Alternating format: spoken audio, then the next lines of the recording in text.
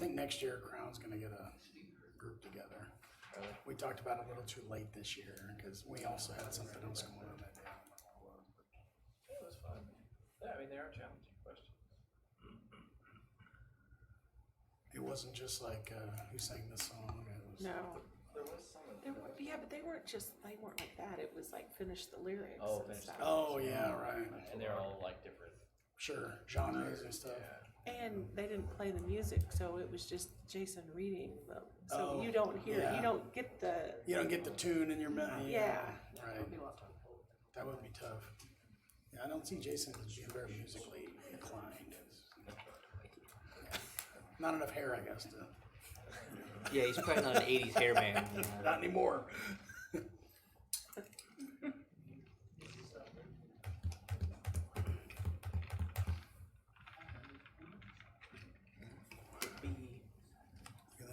Mayor's gonna have to buy his queso here pretty quick. I had to buy queso. I was trying to print out stuff at home before I left, and my printer was slow. Hey, look at that. We were just talking about it. It's a good thing you're here. Just ready to raise the gavel. Yeah. You know me, always ready to go. Please note the time, Sharon. It is 7 p.m. in Gardner, Kansas. I'll call the Gardner City Council meeting to order. Will you please rise with me for the Pledge of Allegiance. I pledge allegiance to the flag of the United States of America and to the republic for which it stands, one nation, under God, indivisible, with liberty and justice for all.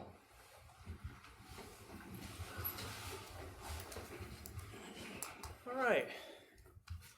This should be a pretty quick meeting. We're going to start off with a AAA Community Traffic Safety Award presentation. And Chief Belcher, I believe you have the honors. Call Bob Hamilton from KDOT up here, and he can kind of explain this to you, and then the officers, Sergeant Rawl, Captain Hayes, Officer Adams. Come on, guys. Go ahead, Bob. Mr. Mayor, members of the City Council, as Chief said, my name is Bob Hamilton, and I'm what's called a law enforcement liaison. There's 4 of us across the state of Kansas, and I happen to have the northeast part of the state. I've worked in traffic safety 28 of my 31 years in law enforcement, so I know how important traffic safety is, especially when you go out to a fatality crash and go home and report to someone that their loved one is no longer with us. So it's not an easy job to perform. We work with AAA to find law enforcement agencies across our state that we feel are qualified for these awards. And this year, your police department happens to be one of 38 police departments across the state that's receiving this award. They're being recognized for having a community-based traffic safety committee, which is called Operation Impact. That's where officers from both sides of the state line meet once a month, and we discuss traffic problems and situations that's going on in the Kansas City metro area. They earn points for having a departmental policy requiring seatbelt use. And I know that may sound funny to some of you since we have a seatbelt law in the state of Kansas, but we actually still have law enforcement agencies out here that are not wearing seatbelts. And I see the look on your face, and that's exactly how I feel when I drive through some cities. There's some cities that I have that when I drive through, I better drive the speed limit because there's some officers are a little upset at me because I've reported them to their chiefs. They scored on their application for their special traffic enforcement programs, which is click it or ticket, you drink, you drive, you lose, 420, which we refer to as Christmas for marijuana smokers. The seatbelt use and the enforced electronic communication restrictions for drivers. They're receiving their 4th consecutive award this year. They're receiving the Silver Award. In proof of the work that your PD has done, they've made 205 alcohol arrests. They wrote over 108 seatbelt restraint violations. The seatbelt use in the teens and child passenger restraints is excellent. It's went from 96 to 98%. The number of vehicle crashes fell, which is a real achievement because the last 2 years, our numbers in Kansas have went up instead of down. The number of vehicle crashes, like I said, have fell, and there's been no fatality crashes in your city. So, Mr. Mayor and City Council, I'd like to thank you for your support of Chief Belcher and the Police Department. So at this time, I would like to present the Silver Traffic Safety Award to Sergeant Rolfe and the Gardner Police Department. Thanks, sir.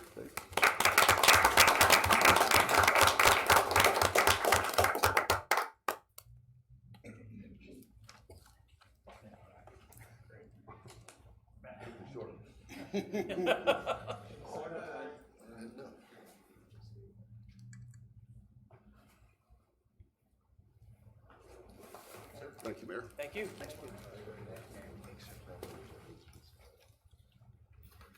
All right, there's no public hearing this evening. Thank you for the presentation and for your hard work, gentlemen. Appreciate it. There's no public hearing, there's public comments. Members of the public are welcome to use this time to make comments about city matters or items on the agenda that are not part of a public hearing. Again, there's only a couple of ground rules. One is the clock in the upper left-hand corner as you face me. It's a 5-minute clock. That's your time limit. Also, no profanity, no personal attacks. Other than that, everything is fair game. Please come forward, state your name and address for the record into the microphone, and the podium is yours.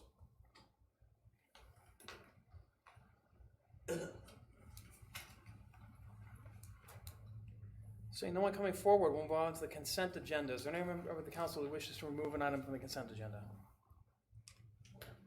Seeing none, I will entertain a motion on the consent agenda. So moved. Second. Motion Melton, second Baldwin, that we approve the consent agenda. All those in favor indicate by saying aye. Aye. All opposed? Any abstentions? Consent agenda passes. Next is committee recommendations. We have no planning or zoning consent agenda items tonight. Committee recommendation item number 1, consider adopting an ordinance rezoning 71.4 acres located just west of the Kill Creek Road and 167th Street from County Rural Agricultural District to CR1, Single Family Residential. Larry Powell, good evening. Good evening, Mayor, Council. This is a new subdivision, new property that's coming into the city. It is directly south of Symphony Farms and covers that ground area between 167th Street South up to what would be the hilltop at the north end of St. John's Trace at the end of Osage Street. So this is 71 plus acres. The Planning Commission has approved the preliminary plat and has will be brought to you in 5 phases over time with 150 lots in 3 tracks. And it is to be called Hilltop Ridge. It will be a single-family residential housing subdivision, and it has been annexed into the city on December 2019 under Ordinance 2631. And this is a rezoning designation from RUR to basically R1 for single-family use. And that is the purpose of the action tonight. Okay, great. Any public comment on committee recommendation item number 1? Seeing none, any questions for Larry or staff on this? I'm excited. It'd be nice when those, are we gonna have the roads connect right away, Larry, or is that phasing? It will be phased in. The construction currently is planned to start at the north end at 167th Street and work its way south. Okay. We have a limitation to the number of units or housing units that we can have on a road with 1 entrance. And so when we start the second phase, we're willing to go up to 40. 30 is our normal limit. 40 units has been pre-approved by the fire department for this particular phase, and then after that, it will go on up and reconnect and at Osage Street is my understanding. Now, there are 2 different routes he can take, and I'm not sure which one he will take at this point in time because he hasn't finished engineering that out. Sure. Great, and I only have one question on my own. Why not RP1? Why the R1 designation rather than RP1? Is that because of the phasing? He actually just, the R1 district fit what he needed to do. He didn't need to have a planned district, so. Okay, all right, thank you. Yeah, thank you. Thank you. Any other questions? Okay, I'll entertain a motion on committee recommendation item number 1. So moved. Second. Motion Melton, second Gregorsek, that we adopt ordinance number 2649, an ordinance changing the zoning classifications or districts of certain lands located in the city of Gardner, Kansas, under the authority granted by Title 17 of the Municipal Code of the city of Gardner. City Clerk, will you please call the roll? Councilmember Roberts, Yes. Councilmember Winters, Yes. Councilmember Baldwin, Yes. Councilmember Jaworski, Yes. Councilmember Melton, Yes. Ordinance 2649 passes. Builds all houses. Actually, we got a couple more to do before we can build those houses. Committee recommendation item number 2, consider adopting an ordinance approving amendment TA-20-2-01 to GMC Title 17 Land Development Code of the Gardner Municipal Code.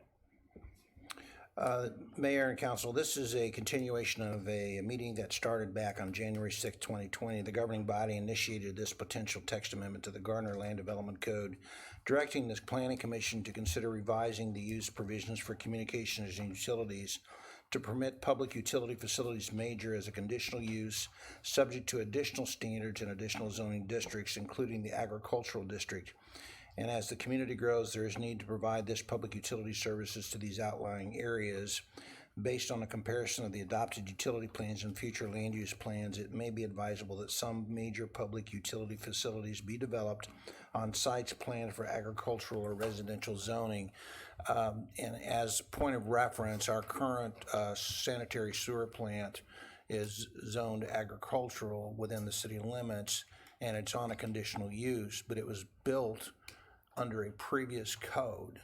So in effect, since we adopted the new land development code back in August of 2016, if we were to do something to build on that site or whatever, we would have to go back and reapprove that. So this is the process to start that reapproval for that particular existing facility. Plus, if we were to ever create any new sub-utility projects, another sewer plant or another water plant location or electrical generation facility, etc., this will set up the criteria for them to be able to locate within a specified zoning area with conditions. Any public comment on committee recommendation item number 2? Seeing none, any questions for Larry? It's nice being proactive. Yes, sir. Fixing something before it becomes a problem. Good catch. I will entertain a motion on ordinance number 2650. So moved. Motion Melton, second Winters, that we adopt ordinance number 2650, an ordinance amending the Land Development Code of the City of Gardner, Kansas by amending the sections of the Title 17 of the Gardner Municipal Code. City Clerk, please call the roll. Councilmember Winters, Yes. Councilmember Baldwin, Yes. Councilmember Jaworski, Yes. Councilmember Melton, Yes. Councilmember Roberts, Yes. Ordinance 2650 passes. There is no old business this evening. We move on to new business. I'll just be a quick meeting.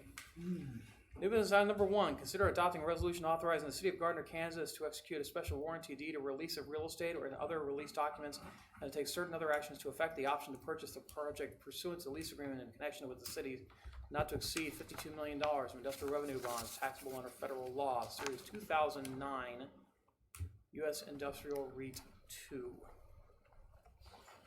Matthew Wolf, good evening. Good evening, Mayor, Council. On November 16, 2009, the city passed ordinance number 2332, authorizing the issuance of industrial revenue bonds to finance the acquisition, construction, and improvement of a commercial facility, also known as a Coleman facility. As a part of the project, the city approved a 50% property tax abatement for 10 years. The property tax abatement period has ended on December 31st, 2019. During the property tax abatement period, the city took ownership of the property and leased it back to the original property owner. Now that the property tax abatement period is over, the city needs to convey the property back to the entity that's been assigned the interest in the lease. Now that the abatement's over, I have good news. When taxes are levied again in November 2020, the property tax will be taxed at the full amount. That will lead to an increase of approximately $108,000 in property taxes for the city of Gardner. It is staff's recommendation that you adopt the resolution. Thank you very much, Matthew. Any public comment on new business item number 1? Seeing none, any questions from staff? I have Comments? a question for our legal scholar over there. I'm sorry, I forgot your name. Chuck. Chuck Dunley. Right, thank you, Chuck. So, quick question is, I'm just wondering, and you're not probably familiar with this. There's currently a criminal investigation at the DA of related to Councilman Gregorsik's March 19th of 2018 vote on Excelligence. So I'm wondering, shouldn't he recuse himself on this vote? Because this is similar thing. So shouldn't there be a recusal for this before the vote from him? So not to cause some kind of an extra conflict with the current investigation in the DA's office? With regard to any potential investigation, or whether or not the existence of such an investigation is in place by the district attorney's office, from which we have no particular knowledge, as the district attorney's office is entirely separate from this body. I would leave that in the hands of the council member to make that determination for himself, in this case, as to whether or not that was appropriate. I do not believe that it is appropriate for council or for the body to dictate the recusal on the vote. Rather, that is a matter of determination for the district attorney's office moving forward. So I have no reason to provide this body with advice that the council member is unable to vote or may not vote or must recuse himself from such vote on this item. Question's been answered. All right. So it doesn't matter Did I the status sufficiently, of. I'm sorry, I wanted to make sure that I covered all the bases at the same time, answers your question. So it doesn't matter the status of the investigation, is what you're saying, correct? What I'm saying is the status of the investigation is something that is beyond the hands of this body. Okay. And beyond my knowledge. And therefore, it's inappropriate for me to comment Okay. as to that matter. That said, there is no reason under law that the council member must recuse himself at this time, or that the council. What if he's directly employed by that? So if the investigation comes out in the wrong direction, are we putting ourselves in any sort of liability here? I don't believe that the council is putting itself in any liability. As a single council member possesses no individual authority, with all due respect, to those council members, to all of you, possesses any individual authority. It's an individual liability, not a collective one. With regard to the ability to influence or to take action. Yeah. A council member may only take action as the member of the body. Okay. Any other questions? Okay. Besides that, it is good news that we did have a successful IRB in this case. Yep. So appreciate that. All right. Is there any member of the council who does wish to recuse? I'll do so during voting. Okay. All right. Thank you. But for the record, Mayor, and I'm just asking for. I understand. Yes. What? Go on. Thank you. I don't understand this political grandstand on Milton's behalf. Furthermore, and I think it'll be seen in the final outcome, if indeed there is an outcome. I'm not employed by Excelligence. I'm not employed by Coleman. I'm not on their payroll. It's a grave misnomer that was, in my opinion, politically motivated and purely emotional. But nonetheless, I will abstain from this vote and made our city administrator aware of that well in advance of this issue being tabled. Carry on. Okay. All right. All right. So, motion and a second on this item. So moved. Second. Motion, Gregorczyk. Councilmember Gregorczyk, Yes. if you wish to abstain, then you most likely wished not to move? Well, I can make the motion, but I will abstain from the vote. You may do so. I would suggest that you do neither. I'll rescind my motion, sir. I'll make a motion. Second. Motion, Melton, second, Baldwin, that we adopt resolution 2048, a resolution authorizing the city of Gardner, Kansas to execute a special warranty deed, release of real estate and other release documents, and to take certain other actions to effect the option to purchase the project pursuant to the lease agreement in connection with the city's not to exceed $52 million industrial revenue bonds taxable under federal law, series 2009, U.S. Industrial REIT 2. City Clerk, will you please call the roll? Councilmember Baldwin, Yes. Councilmember Grigorzik, Abstain. Councilmember Melton, Yes. Councilmember Roberts, Yes. Councilmember Winters, Yes. Resolution 2048 passes 4-0 with one abstaining. New business item number 2, consider adopting a voluntary annexation with landowner consent. Larry Powell.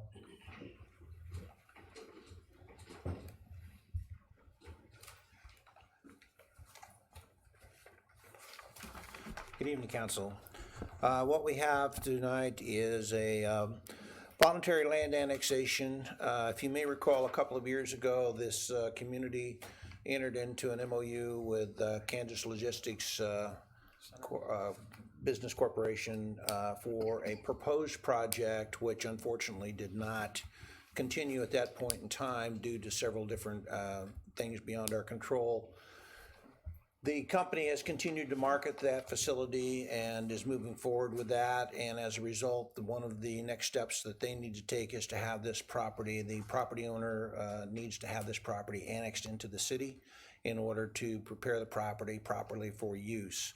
So this is a voluntary request for annexation of approximately 122 acres of property located at the west side of our city limits, just at the south end of the city airport. So that is the location roughly. The legal is included for you.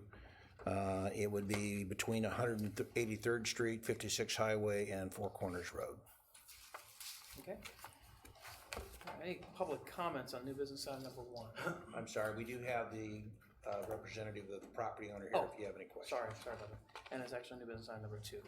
Any public comment on new business item number 2? Seeing none, any questions for Larry on this annexation? Excited about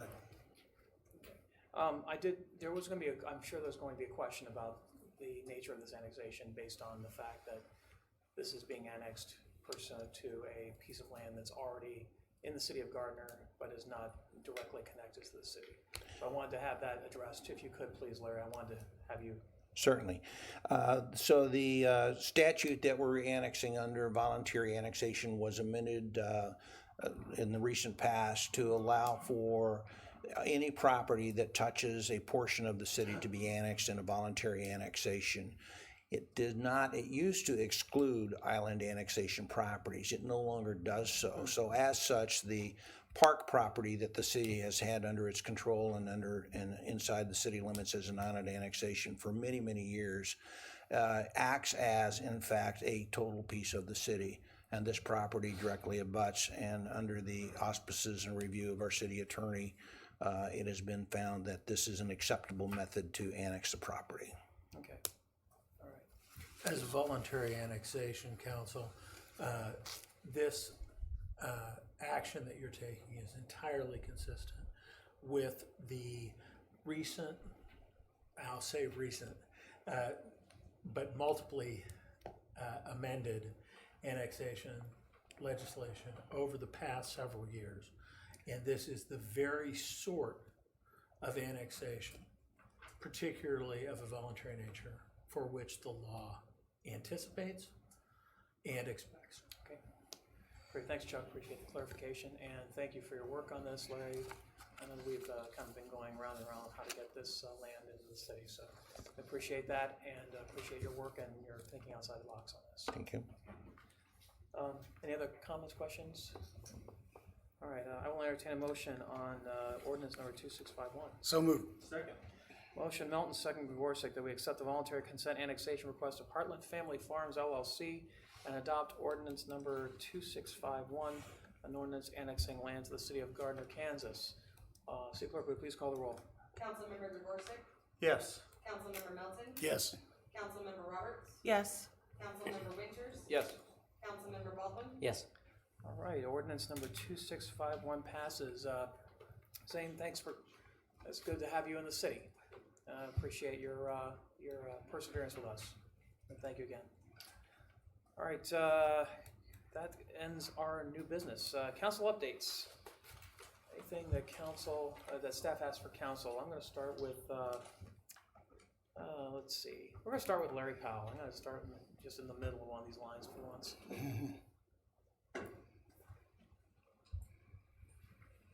It's been a busy week. So we've had several new projects come into the office lately, which will be moving forward into the March and April Planning Commission meetings. But I did want to just take a brief time to say that the Latham Medical Center open house will be coming up in March. I believe it's the 8th. Is that correct? March the 8th.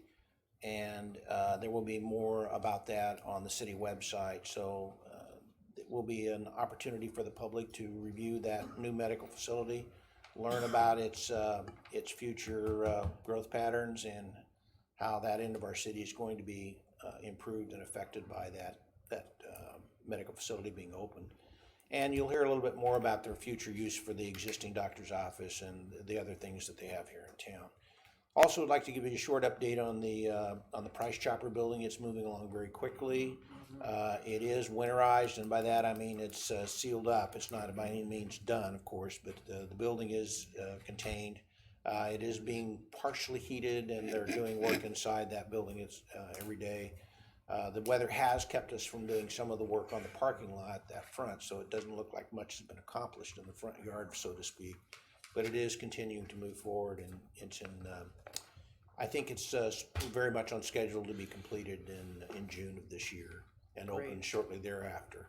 So we're moving forward with that. I would like also to say that we're looking forward to some road projects that'll be coming forward fairly soon. So just the public's already aware of some of them that are going on out in the western part of our city, but we'll have some additional road projects on the south end of town and some improvements on the east end of town. So just beware of the orange barrel season that'll be coming up on us pretty soon, and we'll have more on that later. So this one's going to be a particularly busy orange barrel season compared to previous years. I'm sure our public works director could give you a lot more information on that. So he's coming up next time. when he's ready. So. Yeah, all right. Anything else, Claire? All right. Nice segue to our public works director, Michael Kramer. Yeah, I just wanted to let you all know that our sanitary sewer project to serve the airport was passed all of its testing requirements, not last week, but the week before, in the council off week. And so as of a week ago, last Friday, we were able to hook up the restrooms at the airport. And so there's restroom at the old flight school building is now open, and then also we're able to hook up the new restrooms at the EAA chapter. So when was our ribbon flushing? Yeah, I was going to say I ceremonial think we've already flushing. had it. So. And you know, it's been a long time coming and pretty exciting to, you know, it's the most exciting sewer I've ever done. I think I might have to live stream out there. Yeah, I think you should. Thank you very much. I know it's been a slog in more ways than one. So, you know, and honestly, one of the best parts about it for the city is that, you know, KDOT kicked in a bunch of money to help pay for it. Yep. Well, that's great. So thanks again. Anything else for us? Not this evening. No, nothing on the schedule for the orange barrels. They're coming. Okay. The barrels are coming. All right. Jason Bruce. Parks and Rec. Can't believe this. I may go longer than the Public Works Director tonight. Ah, First of all, I just wanted to say thank you for your support with WMEE for our entertainment for headline 4th of July. We're real excited about who we have coming in this year. We will make that announcement. We're hoping early April. So that's kind of the game plan for that. it's a We're looking big act. We're excited. Yes, they are currently on the radio, so that makes it even better. So Yes. Also, staff is working diligently hiring seasonals right now. We had over 540 applications for all of our positions. That's great. So they're going through the interview process and boarding process.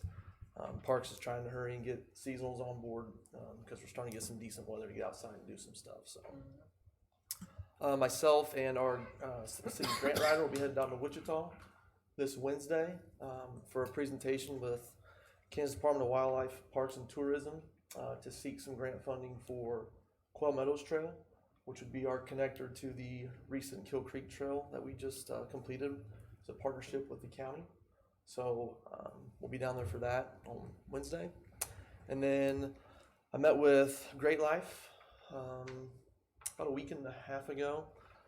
Talked about doing a grand reopening of the golf course. We're looking at early June to do that. So we're going to do a joint grand reopening with the front nine with Great Life and our new disc golf course that will be rolling out on the back nine in June. So That's great. it's almost completed. We got some donated signage coming in. So it's going to be nice once everything greens up out there. So Great. And I believe there's some folks that have reached out to me, and I kind of moved them in your direction about doing potential sponsorship of events and other, and signage and those kind of things around the city. Just to give you a little bit of an idea of a platform here to kind of go over, if you want to sponsor something, and again, this is being live streamed to a whole lot of people, what would be the process if they wanted to, to participate or contribute in any way to those events? we actually just rolled out our 2020 sponsorship program. So they can just contact our department, anybody in the department. We can send them that information. There's all kinds of sponsorships from signage to league sponsors, event sponsors. There's a lot of opportunities out there for marketing. So Great. just contact us. Wonderful. I have a Thanks question again. for Jason. Yes. Jason, speaking of parks, with the new subdivision that we just approved tonight and St. John's and all that's already over there, what's the plan on St. John's Park? Where are we at? I There's gonna be a lot of believe, homes in that area now. right, I believe we have land purchase and park in CIP, Matt, is that correct? It is. I know we have the land purchase in the CIP, and I believe we have the actual park development too. But I know Parks and Rec's going through their CIP for the next 5 years, and they're re-looking at where things fall. Is that And I, the next one on the list after Quail Meadows? yes, but I will say that, these new areas of development that are coming in that we're meeting with developers, and being included in those meetings, we are looking at ways to get connectivity throughout these new neighborhoods with trails. So, being a part of those meetings and working with Larry, so that's something we're looking at too. Okay, great. Thank you. Yes. Anybody else? Okay, yes, Larry. Yeah, I just wanted to tag on to the end of that because I don't think people understand that the complexity of putting together a public parks trailway system as you build your community, because things come in bits and pieces. You get something, on one end of town and then something on the other end of town, and the planning department works with the other departments to try and make sure that the connectivity is there for when it's proper and time to be built, that the access and the easements are in place to do that. And we've been working very hard with the Parks Department in the last couple of subdivisions out on the west side of town, because they have fallen into line to actually help build the areas that you're talking about tonight. So there's going to be some very nice long-term community improvements to that system as we get the funds to build it. And I just wanted you to be aware that the departments do work together to try very hard to make sure that we're cognizant of each other's needs and that we're making sure that the community gets taken into account for those future parks and trails. Okay, great, thank you. Anyone else? All right, Matt Wolf. Nothing Yes. tonight. Nothing. Sharon? Nothing for me. How are we looking on our applications for the outstanding positions? Applications have stalled, especially for the public works and accessibility. So we need more applications, more applicants. Okay, Public Works and Accessibility, that includes ADA. And we know that we've had a lot of controversy, a lot of questions about ADA and sidewalk access. So those folks, I'm hoping the folks that are being passionate about that particular item have put their names in. So I'm just mentioning it also for the folks that are out there. All right, thanks Sharon. Keep us apprised if you would, please. Chief Belcher. Couple things real quick. We received a really nice communication from the program director at Kansas Law Enforcement Training Center last week, talking about how they absolutely love coming up to our facility, this part of the state, and holding training in our facility. They're very, very impressed with the facility, and they can't wait to schedule a lot of training with us. So that's a really good thing, because in turn, what happens with that is that we get spots in those training classes. So that was a really nice email to get. And second, we have a Citizens Police Advisory Committee meeting Monday, the 24th at 7 p.m. at the Justice Center. Okay, great. City Attorney, anything for us this evening? Very briefly, we have been paying particular attention to Senate Bill 380 offered by the KCTA with regard to cable and telecommunications right-of-way access fees and elimination or reduction of related charges consistent with those provided to franchise fees, excuse me, when I say related charges, I mean specifically franchise fees, related to similar reductions provided to the wireless services in the last legislative session. And the likelihood of the combining of those and our related concerns. Okay, you opened up the big old can here. I So what- simply what would wish be to the- advise the council of what we've been paying attention to and attempting to address. So you can't tell us about the potential fiscal repercussions of such a Well- piece of legislation passing? Like, would there be a hard cap on franchise fees, for example, or would there be? The long-term impact could be both a cap and or the great concern for municipalities in the state of Kansas is whether or not there will be a significant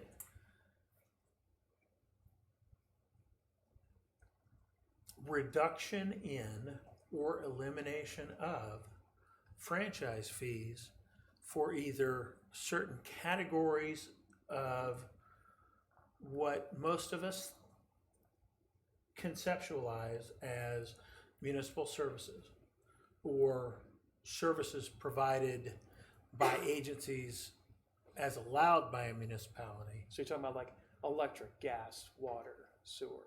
Sure. The challenge is that last year, because of the desire for increased opportunities for rural and ex-urban communities to obtain 4 or 5G communications, the legislature substantially limited the ability of municipalities to exercise their rights within the right-of-way.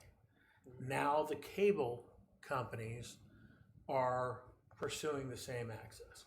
This is another one where we had the law of unintended consequences kicked in. Yes, sir. Yep, which never happens in government. Your question? Yeah, I actually attended this Senate bill, or this committee in the Senate last week. I just was particularly interested in it and arranged it, but it's quite interesting, and Overland Park already has, and I can forward that to everybody through Jim, but Overland Park already has an opinion. Yep. Basically, Cox Communication during the committee hearing, and I'm paraphrasing, but I can get you the information, said, hey, we've already paid for this right-of-way. Yeah. Therefore, we don't need to pay again. And a gentleman that was against it approached the podium and said, and I think this is a great analogy and well worth the time, but he said, you know, I go to a movie theater and I buy a ticket for the 7 o'clock. And then the movie is over with at about 9:30, and I go down the hall and watch another movie at 10 o'clock. And that's essentially what Cox Communication, as an example, is wanting to do, is they're wanting to pay for one movie but not the second one. There's also safety concerns of that right of way. There's also control concerns of that right of way. It's the control concerns that are the biggest issue. So I'll forward this to Jim and he can get it out to the rest of you. But I spoke with several people after that committee hearing, and it's something to be mindful of. Well, and council, particularly Cox Communication and Spectrum, formerly Time Warner, have championed cable strand wireless communication. Essentially the same sort of right-of-way provisions that we have previously entered into agreements with providers for, they wish to provide on their existing aerial telecommunications devices without being charged for those. Yep. However, the additional concern is with the combination of the two acts plus the FCC regulations, will the city ultimately lose control of the right-of-way? And I think that's, according to the opinions I've seen from the League of Kansas Municipalities, that's exactly what they feel is going to happen. The league is very concerned, Yes. and we are following up with them and in communication with them. Yeah, the league had a strong presence at that committee here, and I was very I know. Eric satisfied. Sartorius actually addressed the committee, and it's a very big concern, especially amongst communities in Johnson County in particular. It doesn't, with rural communities, it's not so much an issue because you only have one provider or two providers, and but in areas like Johnson County where you have multiple providers competing for the same right of way, it could become a free for all. Yeah, Sedgwick County was there as well, Yep. and all the large counties were present. So Yeah. Yes, and Steve Horner with Overland Park did an excellent job preparing what is a consortium of us, of which I have been a part, have been addressing the concerns of our communities as relate to the prospective changes. It's a very dynamic issue because the opportunity to bring 5G to the community is great, but if that opportunity comes with putting a pole every 35 feet in the right-of-way without cost or assessment fees to determine or inspect those, then the city becomes responsible for Michael's team's work in determining whether or not those facilities are appropriate or safe. Well, it pushes liability from the telecommunications providers back to the city. In part, but it also is a question of the city has ultimately paid for that right of way. Yes. Previously. So it's a balancing act. I don't think it's balancing. I don't think it needs to be passed. I mean, if it were up to me, I'm seeing that law in its entirety. It just opens up. Unfortunately, it's fair to say that Verizon's budget is far beyond that of the state of Kansas and all its municipalities. I would agree. Well, thanks for that little piece of sunshine. I there, just, Chuck. I don't mean to bring you down. I just want to give you a heads up that it means that you are likely to see some changes to our planning and zoning regs as relate to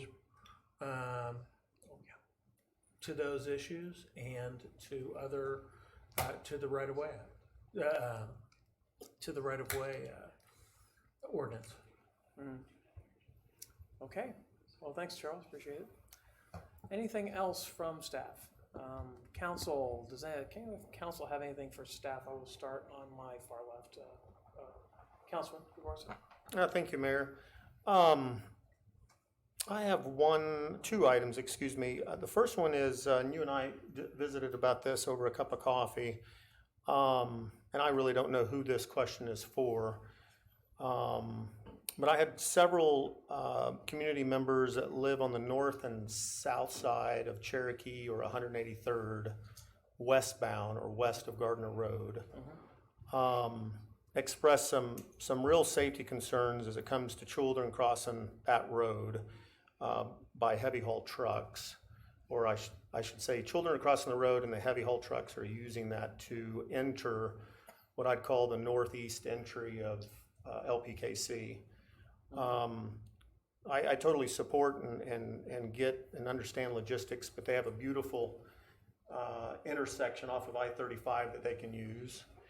So my question is, I don't know if we need to take some sort of traffic study, maybe the first 60 foot going westbound off of Gardner Road and the first 60 foot coming eastbound from Edgerton into Gardner.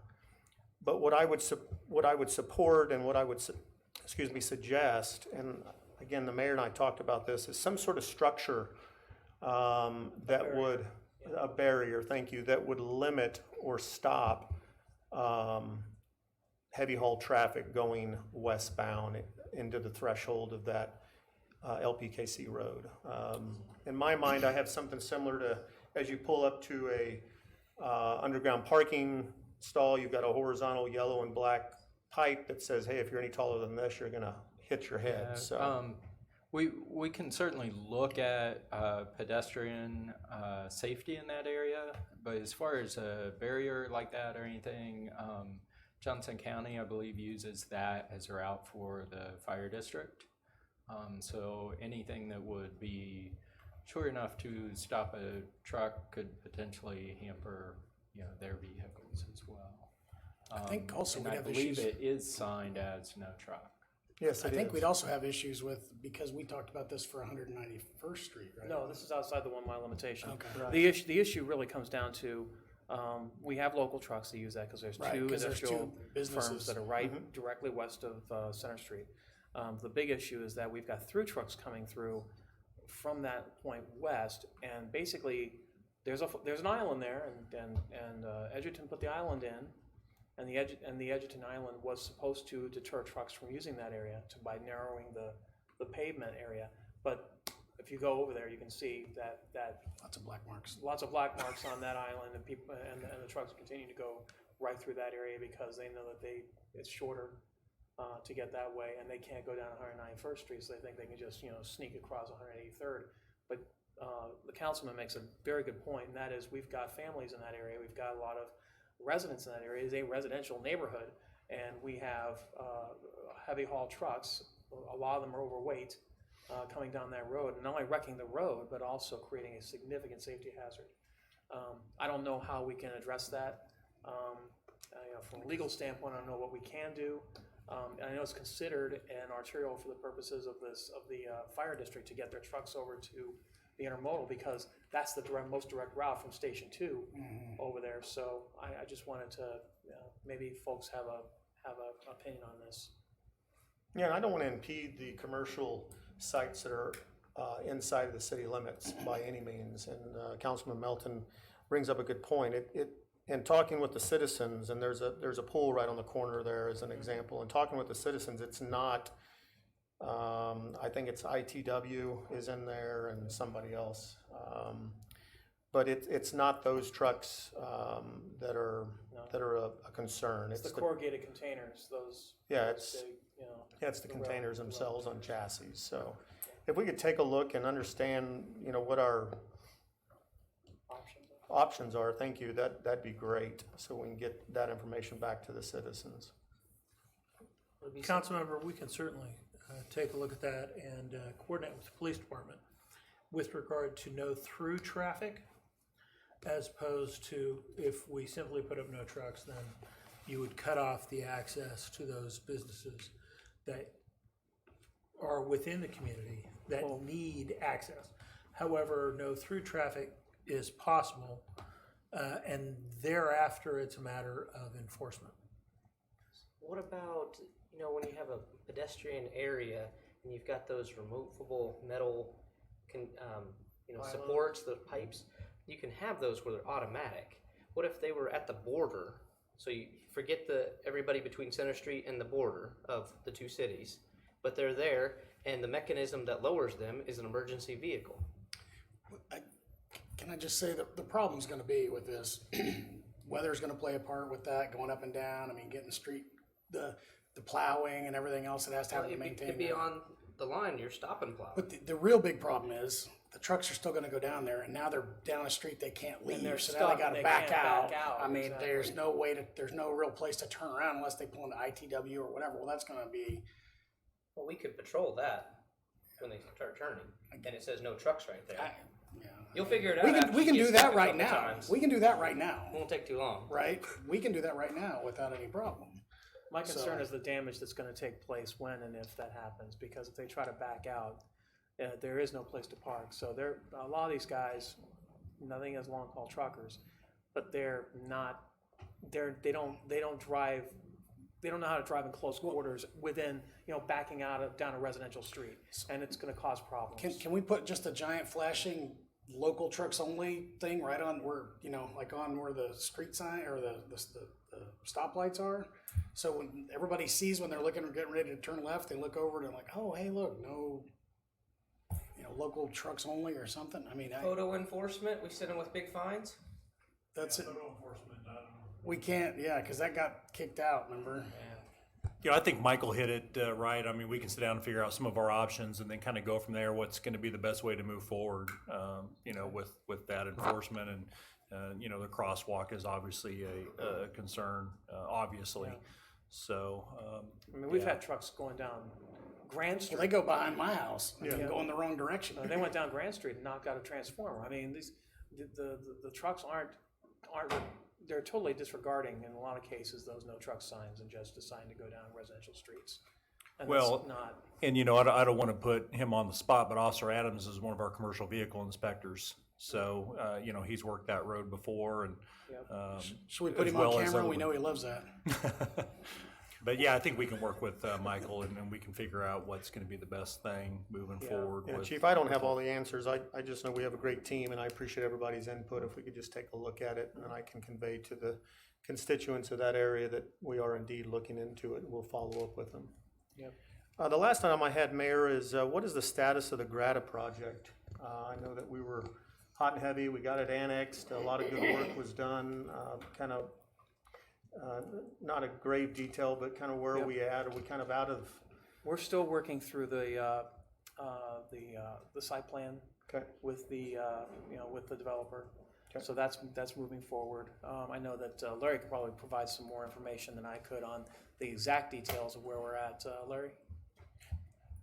Correct. Currently, it is slated to be partly we have a public hearing slated for the February Planning Commission meeting, which would be the next step for the rezoning of the property. After that, then they need to do, as part of one of the 3 zones they're planning to use is an RP3 zone, which requires a site plan to go along with that. We have been in review of that now for more than 2 months. We're still reviewing that. We're having some problems with the way they wish to use some of the different types of land development code aspects that we have. Our code is set up so that if you build this kind of house, you do this kind of street with this kind of property. They're wanting to mix and match those, and they don't always work together well. And so we're having some discrepancies, what we call deviations, that they're asking for in that regard.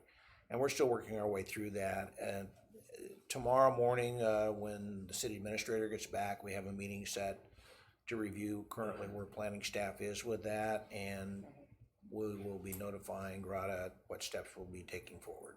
Okay, thank you, Mr. Powell. That's all, Mr. Mayor. All right, great, thank you. Tori Roberts. I don't have anything tonight. Man.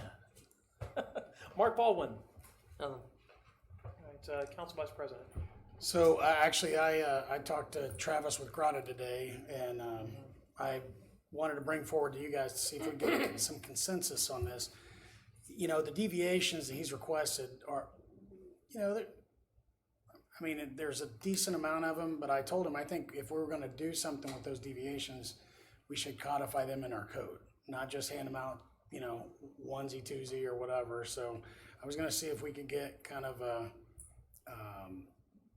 everybody so we maybe sit down and look at what he's asking for with staff, and maybe do a work session so we can see if we want to take these ideas and amend the code with these specific things. So We're looking at more text amendments, which would be, I mean, I understand that we just passed a text amendment today, right. but, you know, I think that we definitely need to have staff involved in that process. That's why because- I just said. I know, Yeah, no, I I'm agree. saying we do have the work session, that's great and everything, I just don't know if all those changes that, you know, are being requested are going to, you know, Well, merit a text Would it amendment. be more germane to have planning commission and staff do that work session? That's kind of what I was thinking. You know, it's up to Yeah. you guys. I mean, I wanted to bring it up to you guys to have that discussion. So I told him I would bring it up to you guys tonight. This is the way I can do it, because otherwise it's a COVID violation. So, so if you guys think staff and planning commission, that he's a little worried that it's going to take 6 months, and I said, look, you know, we've got a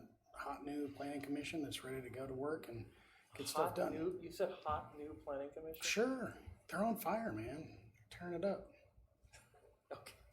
That's, I kind of think it should go through planning first, planning Okay. and staff. I mean, Awesome. So, well then, Well, excuse me, I actually agree with Councilman Melton, because the planning commission has to work in finite guidelines. And I would suggest, and again, I do agree with Rich, I would suggest that we get a work session together and take a look at that with staff. And then see what we might be able to pass down to Absolutely. planning And then we can commission push it to evaluate. planning commission and perhaps maybe table, because I believe it is on the agenda item for planning commission, table it and then put it back on there, which would be about a 30-day window versus months. I don't think we can table it right now because we're on a time constraint for the Grata stuff. You have about 4 timelines you're convoluting here. Okay. You have a set of timelines that the applicant, Grata, is working under to get the project, what they say, is underway. The city has a separate set of timelines that it's working under to provide negotiated utilities underway at a specified time rate. Land development code changes typically take 90 days. So you would be delaying not 30 days, but 90 days, that timeline at a minimum. And I really think that the planning commission needs to have the opportunity to work through these deviations with the applicant, and then present them to you, and then you will actually have an opportunity to tweak, I guess is the proper term. Yeah, but a tweak would actually require a supermajority vote, would it not? True, but I would hope that the group of you would make your decision as a group in any way, shape, or form. I Right, mean, sure. I would assume that you're going to vote what you feel is best for the community. Okay. So if that's to change something that's, you know, in the code, the proper time to probably consider that would be when it's a recommendation to you from the planning commission, and then you can address those recommendations. Now, I would say to you that more than this discussion probably needs to be in an executive session, simply because you're starting to tread into business decisions that, Sure. if you're gonna discuss them, are gonna greatly affect the end product. So let me ask you a question, also playing off of what Rich brought up. Would a work session the Monday before the planning commission meeting behoove us, or are we still in the same, Larry, can I say something? go ahead, Mark. Do you want to go first? I don't think we want to meet before planning commission because just for appearance's sake, developer comes, says, hey, somebody on council or all of us do this, I need this, blah, blah, blah. We grab some ideas, we throw them on paper, planning commission approves them, it comes back, we approve it. Nasty precedent. It is. I think we want to start down there and let it come up time be time because that process needs to be proper. Well, it needs to be proper, not only proper, it also has to be consistent and replicatable in the future. So the next developer who comes with a big project might have their own set of requests. Right. And Well, I think this conversation was good, and I'd agree. We'll move through and with the planning commission, but I think it was a good suggestion. anything else, Rich? No, well, yeah, come out and hang out with everybody at the Citizens Police Advisory Committee meeting next Monday night. It is 7 o'clock it is fun excitement. It is. Some new members on there. Yes, we have hot new members on there too, so. Moving on, Council President, Nothing for me. nothing from you, okay, great. Well, I have nothing either, so I think we're going to be, ending this, more for that blasted discussion about the right-of-way, Chuck, to bring that up and then, boom. But anyway. Didn't mean to stir up trouble, but just had to report. Okay. All right, with that being said, I will entertain a motion to adjourn. No, We have executive no. session. Oh, wait, holy cow, I forgot about the executive session.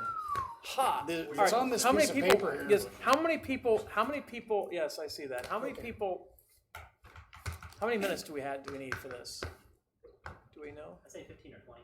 15 to 20 Go minutes? for 20. Go for 20. Let's go to 20 minutes just to make sure. We're never early. Yeah, right. Actually, we were last time. Okay, so I will entertain a motion to go into executive session. So moved. Second. Motion Melton, second Baldwin. We recess into executive session. Pursuant to KSA 75-4319B2 to discuss matters of attorney-client privilege beginning at 8 o'clock p.m.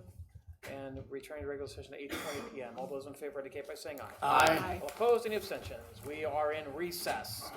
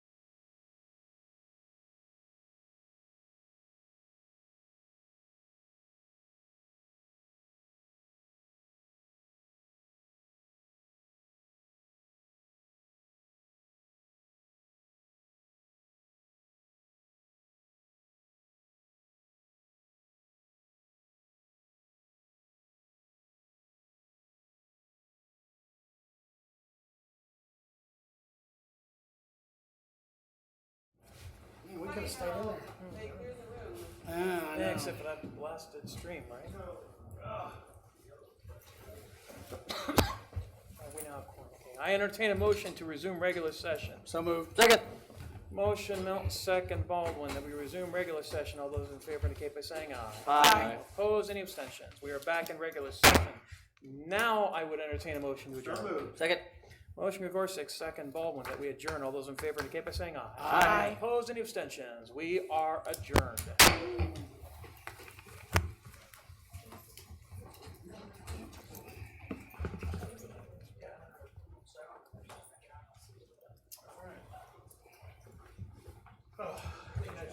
See ya. Have a good one. You too.